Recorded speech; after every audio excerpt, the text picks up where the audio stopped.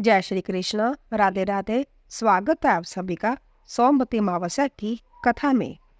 सोमवती अमावस्या अधिक पुण्य फलदायक प्रदान करने वाली होती है। इस दिन दान पुण्य और धार्मिक स्थलों पर स्नान करने का महत्व है। अगर आप कहीं नहीं जा सकते, घर पर ही स्नान करने वाले जल में गंगा जल डालकर स्नान कर सकते हैं। कार्तिक अमावस्या होने के कारण इस दिन रात्रि को माता लक्ष्मी जी का पूजन किया जाता है और सारी रात दीप प्रज्वलित किए जाते हैं। आइए शुरू करते हैं सोमवती अमावस्या की कथा। सोमवती अमावस के दिन पीपल व तुलसी की जल, मौली, रोली, चावल, चंदन, सिंदूर, फूल, प्रसाद, बस्तर व दक्षिणा से पूजा की जाती है।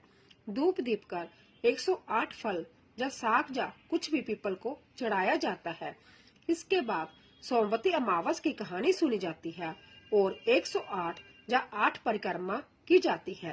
13 चीजें सोमवती अमावस को ब्राह्मण को दी जाती है। सोमवती अमावस की कथा। एक साहूकार के 7 बेटे, 7 बहू और 1 बेटी थी। साहूकार के घर एक जोगी भिक्षा मांगने आता।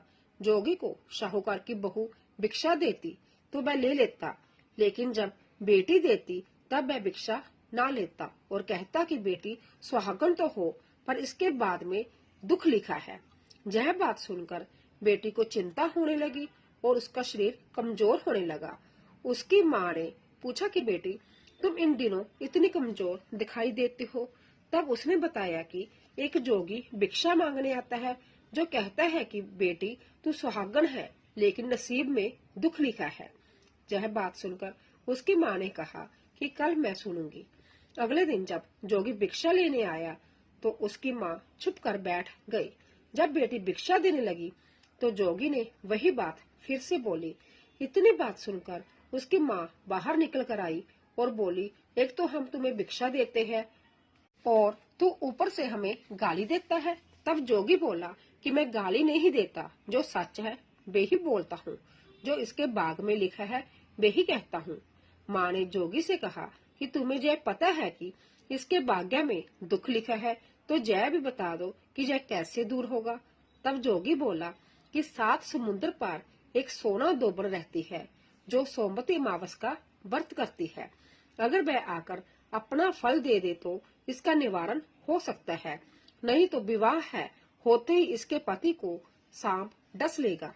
यह बात सुनकर माँ बहुत रोने लगी और सोना दोबड़ की तलाश में जाने लगी।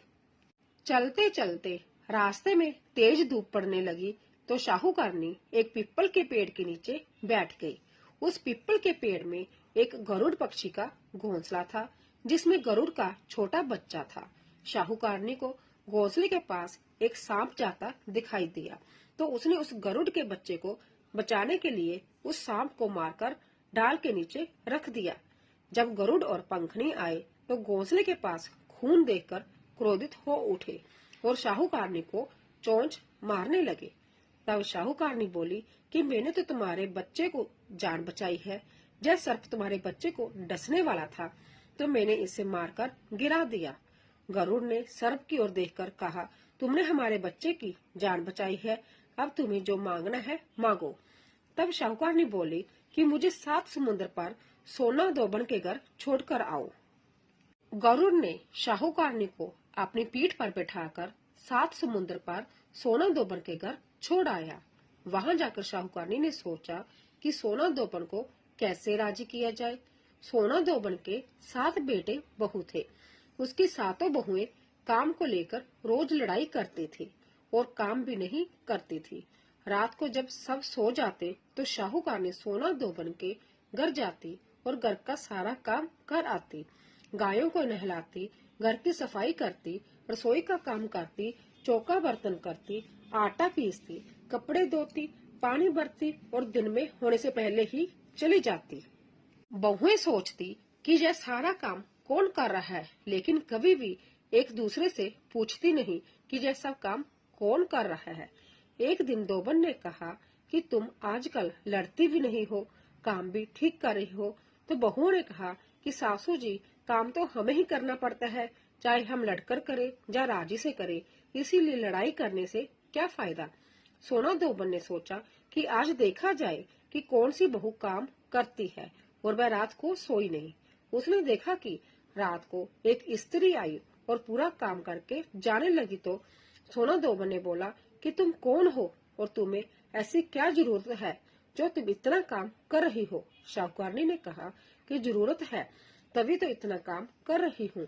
सोना दोबन ने पूछा कि तुम्हें क्या चाहिए। शाहूकारनी बोली कि पहले मुझे वचन दो, तब बताऊं। सोना दोबन ने वचन देकर कहा कि अब बताओ। साहूकारनी बोली कि मेरी बेटी के भाग्य में दुख लिखा हुआ है, इसीलिए आप चलकर उसे सुहाग दे और सोमवती करे। सोना दोबन अपने बेटे बहू से बोली कि मैं तो साहूकारनी के साथ जा रही हूँ। यदि पीछे से तुम्हारे पिताजी खत्म हो जाए तो तेल घी के कूप में डालकर छोड़ देना। फिर दोनों जने शाहूकारनी के घर चली जाती है। शाहूकारनी की बेटी का ब्याह होने लगा। दूल्हा फेरों में बैठ गया। सोना दोबन ने दूल्हे के घुटने के पास कच्चा करवा रखा, उसमें दूध डाला और तात का तार लेकर बैठ गई। थोड़ी देर बाद सांप दूल्हे को डसने के लिए आया। सोना दोबन ने करवा आगे रखा और तार से बांध दिया, लेकिन दूल्हा डर के मारे मर गया।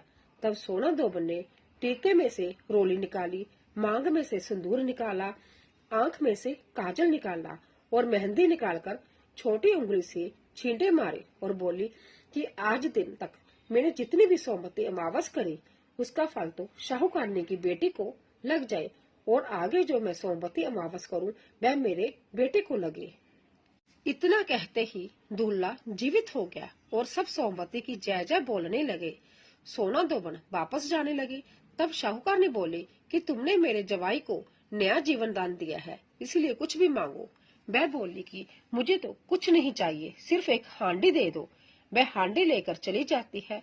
रास्ते में सोमवती आती है तो हांडी का 108 परिक्रमा लगाकर पीपल के पेड़ के नीचे गाड़ कर घर आ जाती है।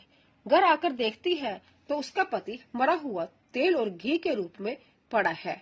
तब वह टीका में से रोली निकाली, मांग में से सिंदूर निकाला, कोया में से काजल निकाली, नुम्बा में से मेहंदी निकालकर चिटली उंगली से छींटे दिए और बोली, मैंने जो रास्ते में सोमवती की है उसका फल मेरे पति को लगे। इतना कहते ही उसका पति उठकर बैठ गया। घर का ज्योतिषी आया और बोला कि जजमान सोमवती अमावस्या को मेरा क्या है, तो दक्षिणा दे। सोना दोबन बोली, मुझे तो सोमवती रास्ते में आई थी तो कुछ भी नहीं किया, जो कुछ भी किया वह सब पीपल के नीचे ही गाड़ दिया। ब्राह्मण ने जाकर खोदकर देखा तो 108 और 13 सोने के चक्कर मिले। ब्राह्मण सबको घर ले आया और बोला कि ऐसी फेरी की है और मुझे बोल दिया कि कुछ भी नहीं किया। सोना दोबन बोली, यह तो तुम्हारे बाग से हुआ है, इसीलिए इसे तुम ही ले जाओ। ब्राह्मण बोला कि मेरी तो इसमें चौथी पाती है, बाकी आपका मन हो उसे दे देना। सारी नगरी में बोल दिया गया कि सब सोमवती अमावस का व्रत कीजिए। हे सोमवती अमावस, जैसा शाहूकार की बेटी को सुहाग दिया वैसा सबको देना। सोमवती अमावस की कहानी कहने वाले को, सोमवती अमावस की कहानी सुनने वाले को, हामी भरने वाले को और अपने पूरे परिवार को देना। बोलिए सोमवती अमावस्या की जय। तो दोस्तों, आशा करती हूँ कि आपको हमारी कथा अवश्य पसंद आई होगी। प्लीज़ जाने से पहले चैनल को सब्सक्राइब कीजिए, लाइक कीजिए, ज़्यादा से ज़्यादा शेयर कीजिए। आप सभी का धन्यवाद।